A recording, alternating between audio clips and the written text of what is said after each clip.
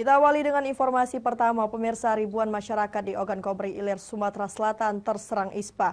Angka ISPA di kabupaten ini mencapai 1.192 kasus.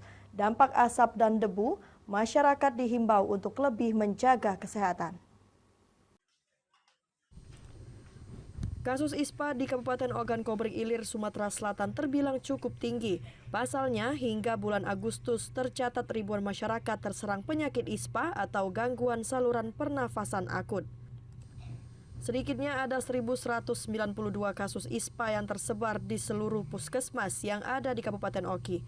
Angka ISPA ini meningkat signifikan jika dibandingkan pada bulan Juli sebelumnya, di mana hanya ada 602 kasus.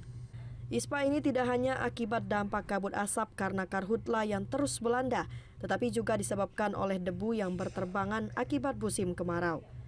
Adapun gejala pasien yang terserang ISPA diantaranya gatal tenggorokan, batuk-batuk, bersin, radang tenggorokan, dan sesak nafas. Gejala yang dialami untuk penderita ISPA, biasa yang kita rasakan yaitu gatal-gatal di tenggorokan, bersin-bersin, batuk. Nah, ini yang sering dirasakan ya, radang-radang di tenggorokan. Nah, ini salah satu beberapa gejala yang dialami oleh penderita ISPA. Masyarakat dihimbau untuk terus menjaga kesehatan, menerapkan pola hidup sehat dan bersih di lingkungan sekitar, jangan keluar rumah jika tidak penting dan selalu menggunakan masker.